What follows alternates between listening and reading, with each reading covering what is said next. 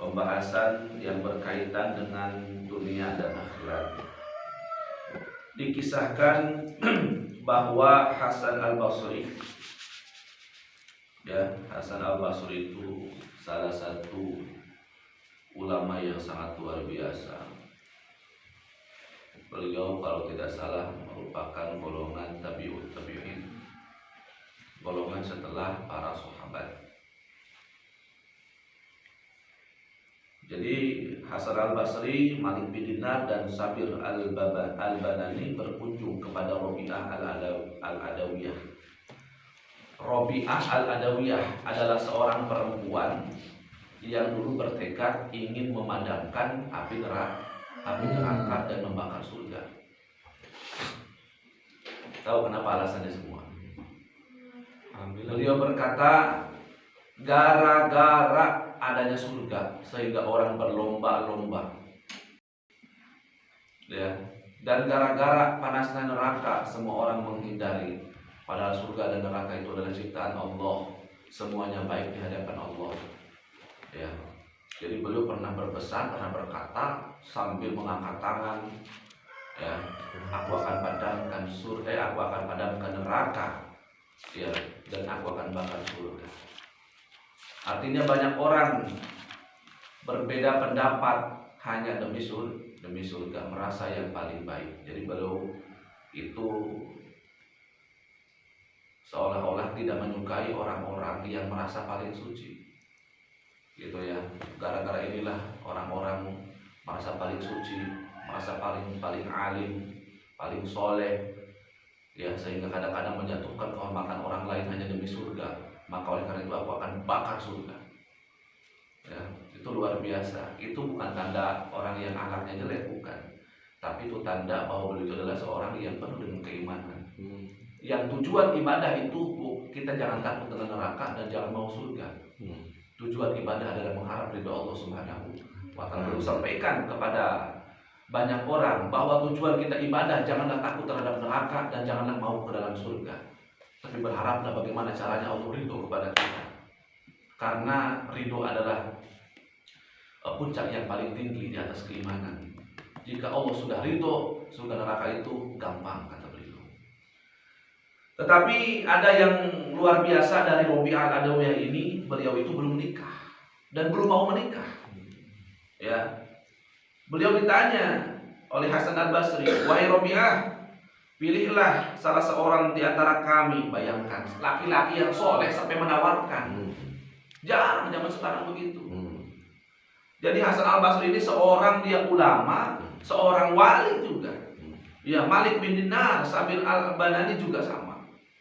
Mereka sudah golongan hafiz dan begitu tertarik dengan Rabi'ah Al-Adawiyah ini, seorang perempuan yang hebat luar biasa. Beliau berkata, wahai Rabi'ah, pilihlah salah seorang di antara kami bertiga ini untuk menjadi suamimu. Karena nikah itu merupakan sunnah baginda Nabi Muhammad SAW. Bayangkan di zaman dulu ada ulama hafiz Quran, mereka orang soleh, mereka adalah turunan para sahabat yang mulia, dan masya Allah menawarkan diri kepada seorang perempuan. Zaman sekarang mana ada yang begitu? Kemudian Rabi'ah menjawab, saya itu mempunyai beberapa pertanyaan buat antum bertiga nih. Siapa yang dapat menjawabnya, maka saya peristrikan diriku kepadanya. Artinya aku akan siap jadi istrinya. Bayangkan, bukan yang ditanya uang. Kadang-kadang zaman sekarang kan mau nikah punya uang berapa?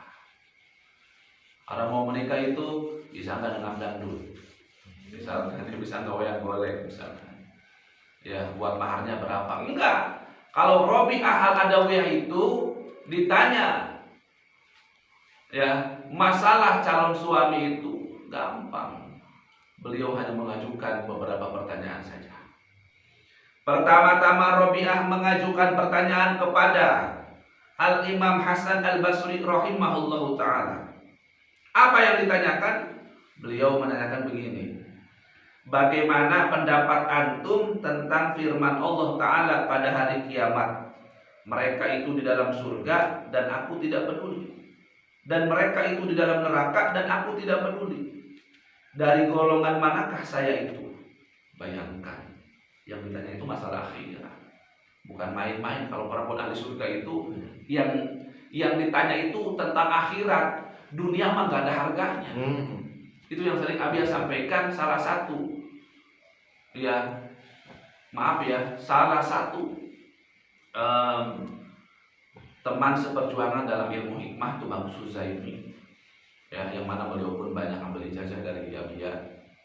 Yang beliau selalu membuat status itu dasar tampura kalam dunia aja, gila yang kalam dunia aja, bahasanya begitu. Itu tuh Bang Suzaimi, ya, beliau dari Tangerang, gitu ya. Beliau banyak ambil sanad ijazah dari Abia itu. Dan beliau selalu bilang tampura sih alam dunia aja, geluh yang masih alam dunia aja.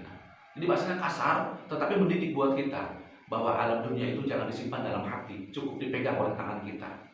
Ya, suatu saat tinggal kita jatuhkan. Jangan pernah menyimpan alam dunia, jangan pernah menyimpan sesuatu keistimewaan tentang dunia ini dalam hati, jangan. Kotor hati kita. Ya.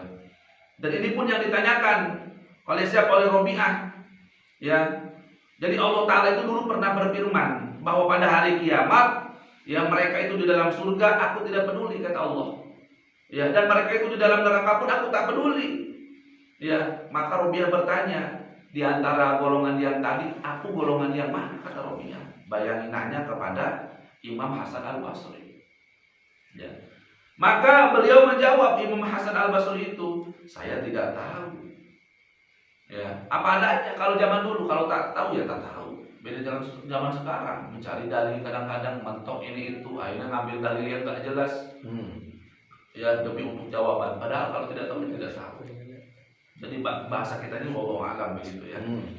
Kemudian Robiah bertanya pula, ketika saya dibentuk di dalam rahim ibuku, kata Robiah, apakah saya ini menjadi perempuan yang celaka ataukah perempuan yang bahagia? Yang mana ada yang tahu. Beliau menanyakan itu luar biasa. Ya, makanya ada kakek mas ini. Katanya Hasan Al-Basri, dulu saya waktu di rahim ibuku itu saya adalah perempuan yang celaka atau perempuan yang bahagia, artinya calon penghuni surga atau calon neraka. Kemudian Hasan Al-Basri pun menjawab, ya saya juga tidak tahu. Ya, aneh, pertanyaan aneh-aneh begitu. Ya, kemudian Robiah bertanya kembali, apabila dikatakan kepada seseorang, janganlah kamu takut dan jangan pula bersedih hati, sedangkan kepada yang lain dikatakan, tidak ada kabar gembira bagimu, termasuk golongan manakah saya itu? Apakah saya termasuk golongan janganlah kamu takut dan janganlah kamu bersedih hati, ataukah saya tergolong tidak ada kabar gembira bagimu?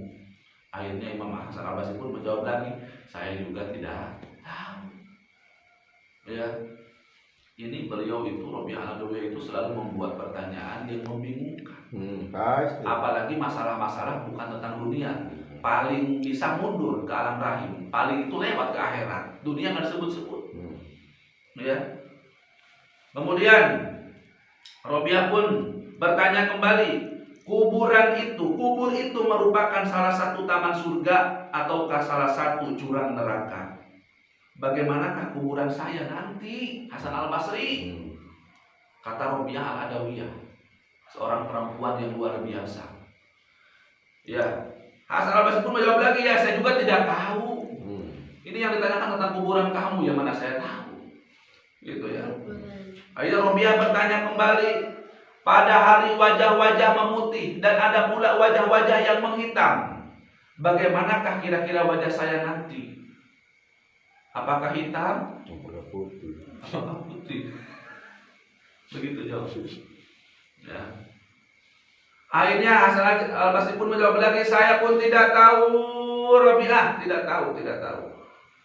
Robiah bertanya lagi, sudahlah yang tadi nggak tahu semua gagal berarti karena tidak tahu. Maka bertanya kembali Robiah, apabila seorang penyeru menyerukan pada hari kiamat, ketahuilah sesungguhnya Fulan bin Fulan benar-benar memperoleh kebahagiaan, sedang Fulan bin Fulan benar-benar memperoleh kesengsaraan.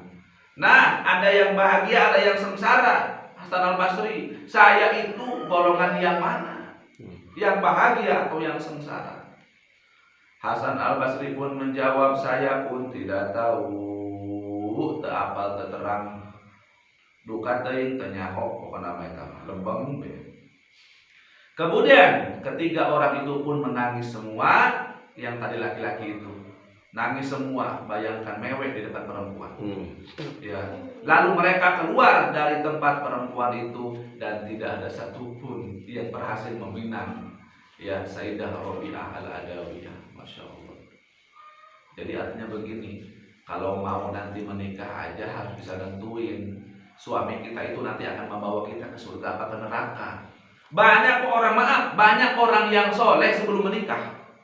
Setelah menikah, amburadul. Dulu misalkan dulu dia sebelum menikah, hijabnya lebar, menjuntai, menjaga auratnya. Setelah menikah, sadaster kadang. Rambutnya kemana-mana. Pernah lihat yang begitu?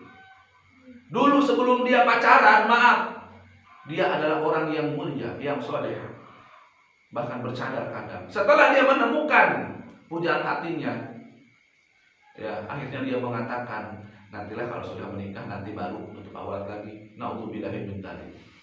Artinya apa? Pasangan kita menentukan surga dan neraka kita. Ya, itu menentukan. Ya, tapi ingat bahwasannya jangan pernah berkata begini, lah istri mah tergantung sikap suami. Nah, itu zaman sekarang suka ada yang begitu tuh. Istri mah tergantung sikap suami. Tidak seperti itu. Ya. Asiyah itu suaminya adalah Fir'aun. Fir'aun tetap pendosa, Asiyah tetap ahli surga. Itu suami istri. Fir'aun tetap menuhankan dirinya, aku adalah Allah, kata Fir'aun. Kata istrinya, tidaklah, Allah Subhanahu wa taala itu bukan hantu. Ya. Jadi soleh dan tidaknya bukan gara-gara suami atau gara-gara istri, tetapi sikap kita bagaimana beriman bertakwa kepada Allah Subhanahu wa taala. Abi titip kepada para santri, suatu saat mungkin akan menikah. Namun aku jam. Ya, jadi sekarang juga bukan tidak laku tapi jangan laku. Gitu. Atau mungkin yang diam-diam mencintai. Ya. Nah, TTM padahal TTM ya, ada teman-teman teman tapi monyet gitu TTM. Teman tapi menghanyutkan ya. Begitu ya. Nah, sekarang tolong santri nih yang soleha dengerin. Ya, amin ya. Amin. Sekarang mondok, ibaratnya rajin sholat. Laki-laki yang soleh dia akan mendukung, tidak mau menyentuh, tidak mau merusak. Laki-laki yang soleh justru tidak akan mengganggu waktu sholat. Ya, waktu sholat teleponan kene udah jelas.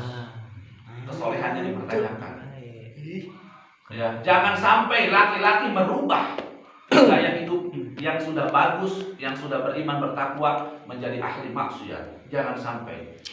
Jadi kalau misalkan nanti nih santri sekarang nih nutup aurat misalkan, kemana sama Abi aja malu kelihatan aurat. Tiba-tiba suatu saat menikah malah sadaster, malah terbuka kerudungnya, berarti calon pasangan itu kurang tepat.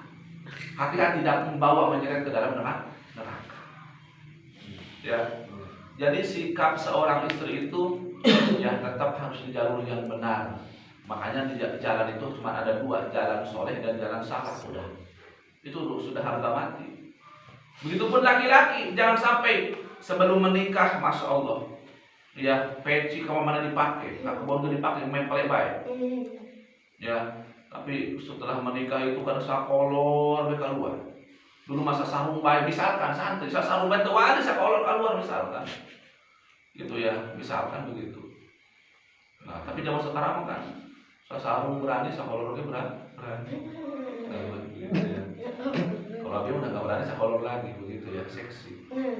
Sini muka bidang itu kan. Nanti ada misalkan. Itu dong, ya. Jadi jaga aurat. Seperti halnya perempuan menjaga aurat, laki-laki pun harus menjaga aurat. Kata siapa perempuan doang, kita itu imbang. Yang beda itu adalah amal ibadah kita. Ya hanya saja perempuan lebih dekat auratnya, lebih rinci auratnya. Ya, jadi singkat cerita kita lanjutkan ya. Suatu saat beberapa lama kemudian kakek mas ya, Robiah itu menikah. Wah, laku juga akhirnya, alhamdulillah. Masih orang hebat suaminya ini. Iya. Gak salah-salah, wah soalnya betul-betul ini pertanyaannya pun sangat banget. Lain sama orang tiga itu lain. Di sini kita coba ya, kita uraikan di sini. Dalam suatu waktu dikisahkan bahwa Rabi'ah al-Adawiyah itu sudah menikah. Ya, dan suami Rabi'ah itu meninggal dunia. Maka Hasan al-Basri beserta kawan-kawannya meminta izin untuk menemuinya. Berarti bukan itu, bukan yang bertiga kakek Mas.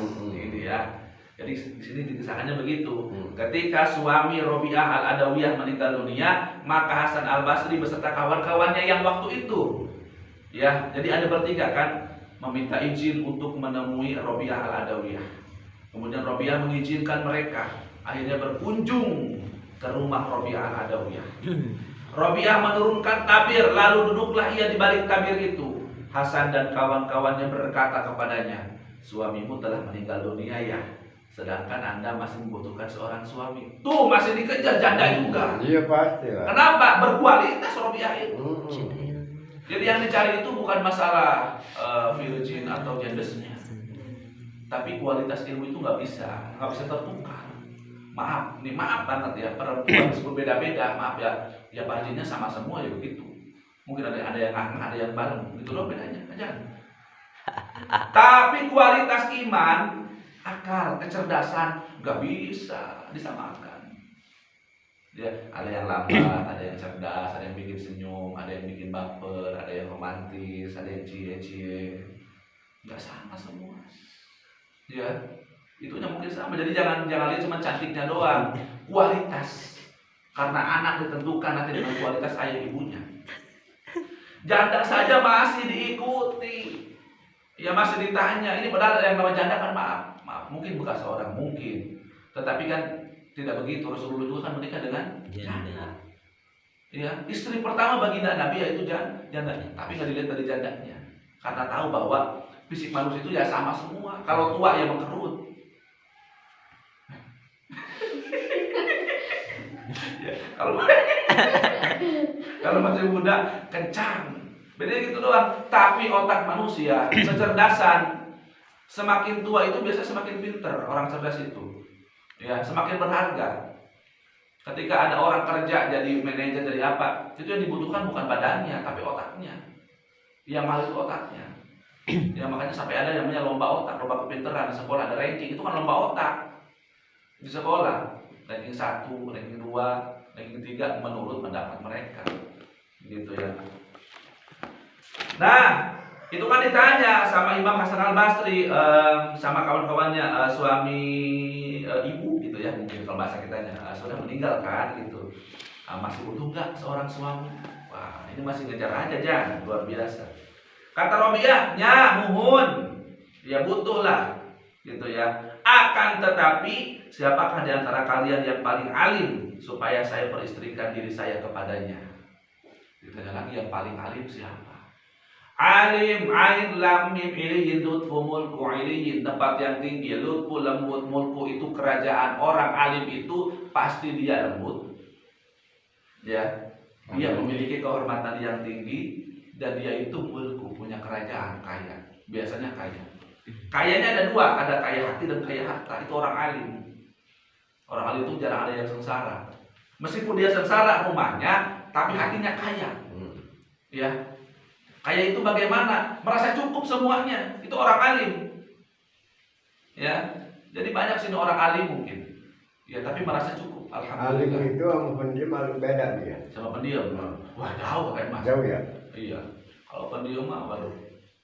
Ya, kadang-kadang menghanyutkan itu. Kalau alim mah wah udah standar luar biasa. Ya, pendiam tetapi kita itu kalau ketemu itu aduh Masya Allah bawaannya itu adem aja. Lihat wajahnya itu adem begitu ya, Masya Allah. Itu kayak jadi alim apa pendiam? Alim, bukan alim mumpung kakek Mas.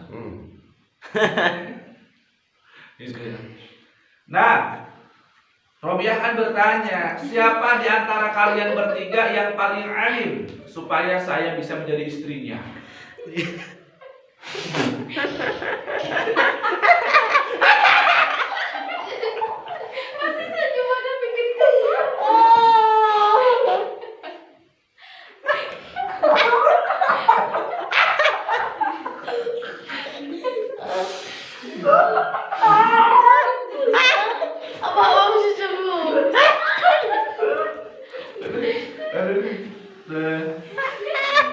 Kakek Mas itu mungkin pengen lihat senyuman kakek Mas.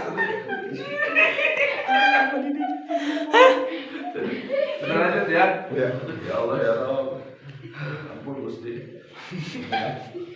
Siapakah yang paling alim? Ya supaya saya bisa jadi istrinya. Kemudian mereka menjawab.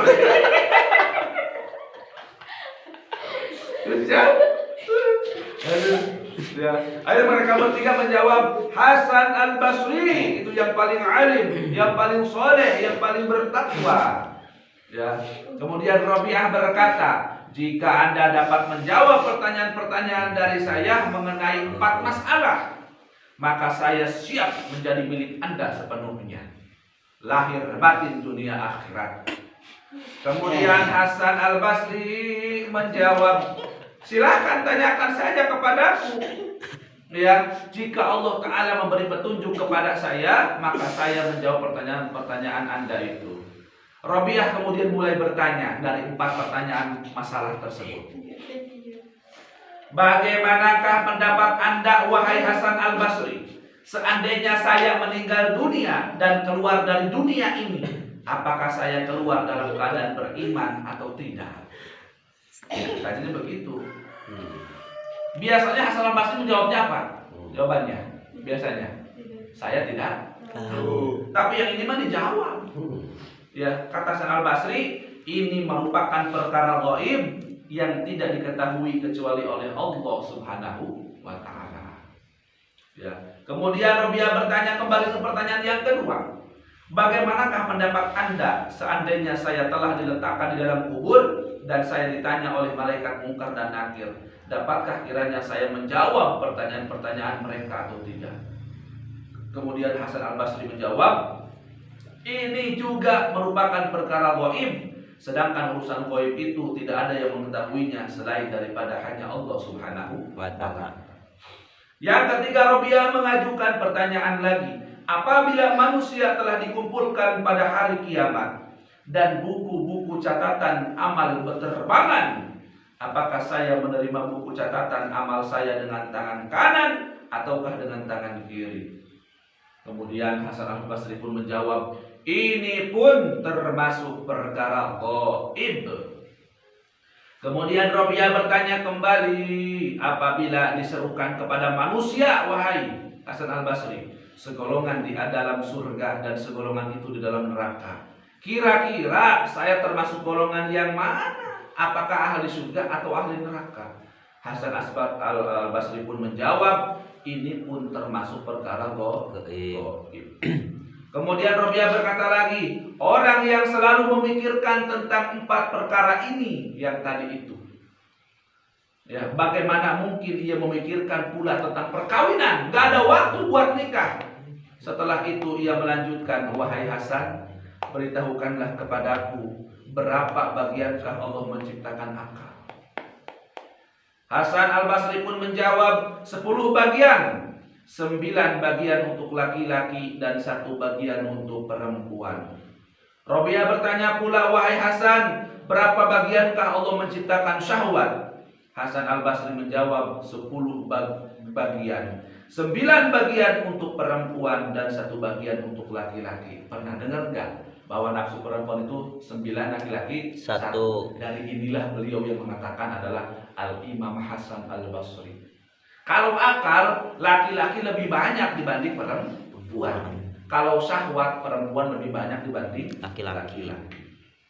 Syahwat yang mana? Iya, masalah.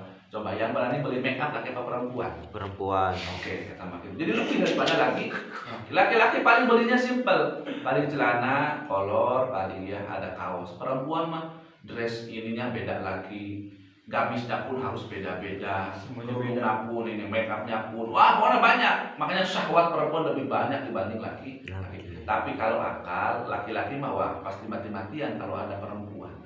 Itu sudah fitrahnya. Kalau laki-laki nggak mati-matian, fitrahnya waduh. Itu condong kepada perempuan berarti. Laki-laki itu banyak akal. Ya. Makanya yang suka bolos biasanya laki-laki. Jadi mesti kita masa gitu. Ya. Nah, kemudian Rabi'ah berkata, wahai Al-Imam Hasan Al-Basri, saya mampu memelihara 9 bagian syahwat dengan 1 bagian akal. Sedangkan Anda tidak akan mampu memelihara 1 bagian syahwat dengan 9 akal. Iya betul. Laki-laki itu meskipun syahwatnya cuma 1 tapi nggak bisa ditahan. Laki-laki mah. Ya, sok coba ya laki-laki mah. Lihat yang aneh-aneh aja sudah sarser ibaratnya. Ada yang mewel saja sudah begini. Biasa aja. Perempuan itu kalau perempuan itu nggak ada yang baru. Biasa aja.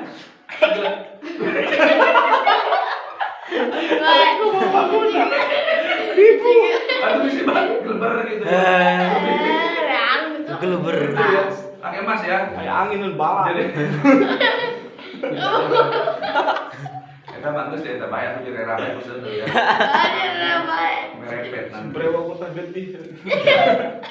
Maka oleh karena itu kata Robi'ah ya, meskipun perempuan punya 9 syahwat dan 1 akal, itu masih bisa dijaga perempuan mah. Makanya perempuan mah beda dengan laki-laki. Laki-laki mah apa adanya. Perempuan mah dengan akal, laki-laki mah kadang-kadang dengan logika. Gitu ya. Contoh misalkan begini, laki-laki disuruh beli minyak. Ya, atau disuruh beli asin jambu misalkan. Kalau nggak ada di warung ya udah pulang. Perempuan tujuannya beli minyak, pas pulang Mas Arimi dibeli, nanau dibeli, raketeng dibawa. Tujuan ke pasar mah beli baju doang, tapi sakala dibawa, bener nggak perempuan? Biasanya, hayang beli martabak, cina, pas balik mah cimol ayah, tiba-tiba ayah cimol, samangka ayah, jeruk ayah. Laki-laki mah kadang-kadang sesuai dengan akal, dengan logika saja biasa laki-laki mah. Tujuannya itu saja. Abia kalau disuruh sama Umi beli minyak betul ayah tuh ide cina. Lamun Umi itu ayah atau pindah ke warung lain jadi oh iya nya. Baru ingat begitu ya. Misalkan dia beli minyak misalkan ke warung Teh Isam gitu ya. Enggak ada Teh Isam untuk pulang lagi abia mah. Kalau Umi mah ayah, itu perempuan mana ya? Ke warung lain. Itu perempuan. Jadi syahwatnya ada 9, akalnya cuma 1. Ya, laki-laki mah syahwatnya 1, akalnya 9. Akalnya mah loba gitu ya, tapi tadi ku syahwat bae. Ibarat eueuh teh eueuh bae, pokona mampu namanya eueuh teh ya. Gitu nya meuli eta tuh balik deui ibaratna begitu. Maka setelah beberapa pertanyaan yang tadi, menangislah Hasan Al-Basri lalu keluar dari tempat perempuan tersebut. Itu dalam kitab Mishkatul Anwar. Jadi singkat nama terjadi keneh bae tak kawin Hasan Al-Basri yang Robi'ah Al-Adawiyah. Udah perempuan cantik, soleha, istimewa. Nah perempuan nih, dengar perempuan kalau mau dinikahi sama laki-laki, tanya dulu pertanyaan tadi. Berani nggak bawa saya ke surga nanti? Berani nggak nanti membimbing saya menjadi wanita yang soleh? Ya ini menikah gitu ya di Bogoran, seorang banyak ada RT kan? Ya perempuan banyak yang disiksa, ada yang dijual. Ya perempuan dijual, kalau udah bosan laki-laki mau dijual. Nauzubillah gitu ya. Makanya perempuan hati-hati mencari laki-laki yang soleh ataupun yang tidak, itu harus hati-hati, harus tahu. Karena kita itu menikah itu tidak hanya ini. Ya minimal bisa ngimamah sholat. Soalnya ketika dulu waktu Abia sholat taraweh itu kan susah, lagi sakit atau misalkan kita telat taraweh di imaman ku suamina gitu ya. Jadi minimal bisa imaman sholat, bisa makan haji. Kemudian kita cari uang udah umum, mau orang Islam orang kafir itu cari uang itu udah umum, bisa kerja keras. Tetapi hal-hal ibadah itu harus ya, makanya penting. Soleh itu bukan hanya sebatas baik, karena baik itu orang kafir pun bisa baik, kalau soleh nggak bisa. Itu Jong ya. Nah, makanya di sini kita mengambil hikmah ya, pesan-pesan yang sangat berharga, bahwasannya pasangan kita itu menentukan kemas ternyata ya. Pasangan, apalagi suami itu paling menentukan. Tetapi kembali kepada tadi ulah dia misalkan lah abi mane kumaha pinterna, nek kumaha solehna, boga salaki model gitu misalkan, enggak bisa begitu. Karena Asia pun punya suami Firaun, tapi soleh mah ya soleh baik. Zaman paham urang waktunya sholat dari ditahan ge. Bari bahasa Arab ku sami kita disuruh tutup aurat ya. Tapi kan ngerti itu wajib tutup aurat. Tetapi ada ya suaminya soleh, contoh Nabi Nuh dan Nabi Lut alaihissalam. Istri nama atau jadi orang Masya Allah amburadul ahli neraka. Suaminya padahal Nabi. Artinya kadang-kadang pasangan pun tidak menentukan. Kenapa? Kembali kepada sikap istri. Ya, artinya kembali kepada diri kita. Amal ibadah itu mau tuker. Ada yang suaminya Fir'aun tapi istrinya tetap soleh. Ada yang suaminya bahkan Nabi. Paling soleh lah dalam dunia Nabi mah biasa. Karena di atas wali Nabi itu. Gitu ya. Tapi istrinya membelok, menyimpang. Ya, istrinya itu membantah, membangkang sehingga menjadi ahli neraka. Nauzubillah min dzalik. Jadi urang mah sekarang para santri dengerin. Kan baik maaf punten baik mah. Misalkan punya orang tua mah enggak bisa ngaji. Kan baik sama orang tua urang kudu mengangkat derajat orang tua urang. Ya. Punten misalkan bapak urang mah kalau orang SD misalkan urang mah minimal SMP. Ya, bapak urang mah misalkan punten baik misalkan tugasna mebel misalkan. Ya, urang mah jadi bos mebelna, jadi bosna, jadi meningkat sedikit. Itu berhasil. Ulah kieu, lah saya mah rumasa kolot teu bisa lain ulama.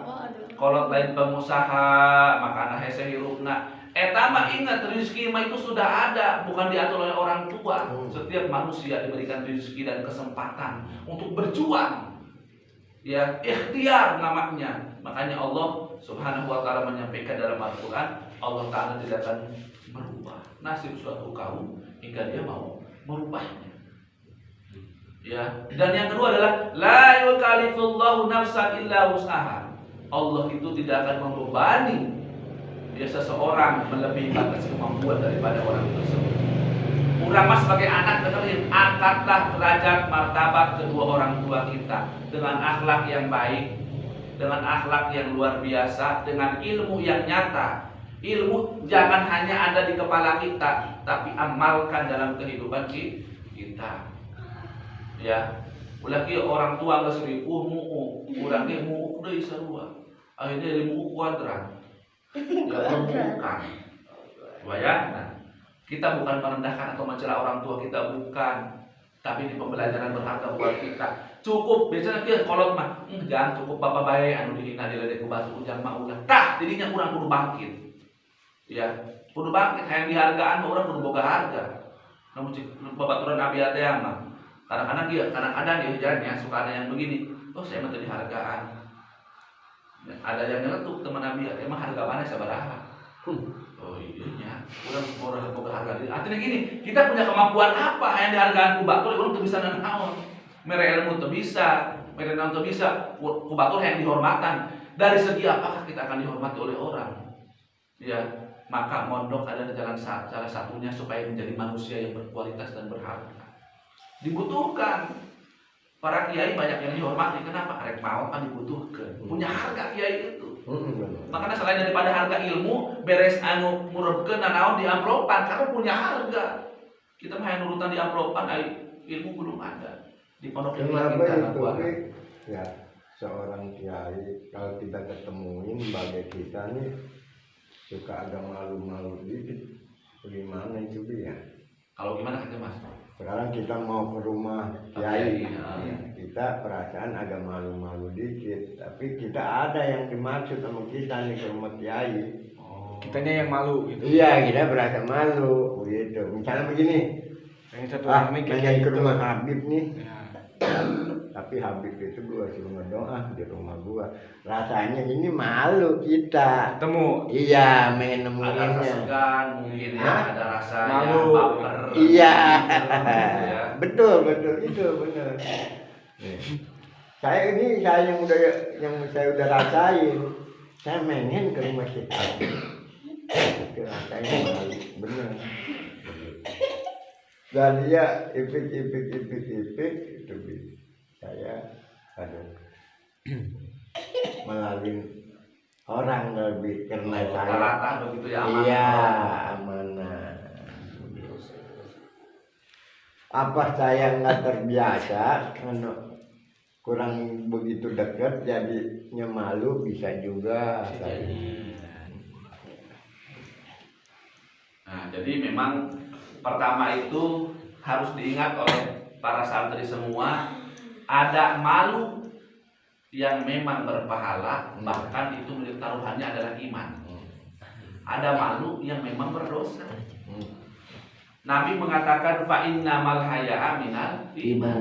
Sesungguhnya malu sebagian daripada iman.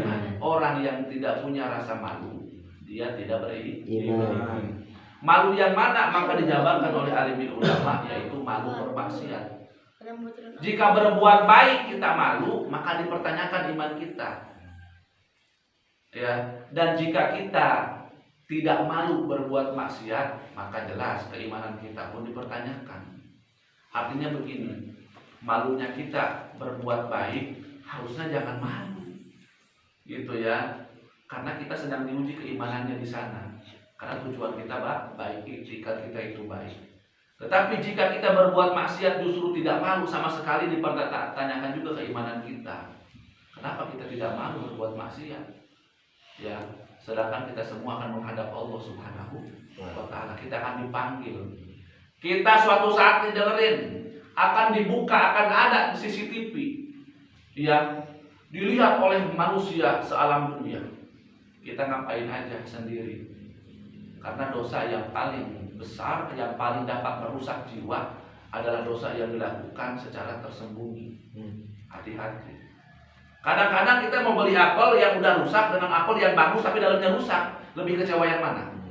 Luarnya rusak, dalamnya bagus.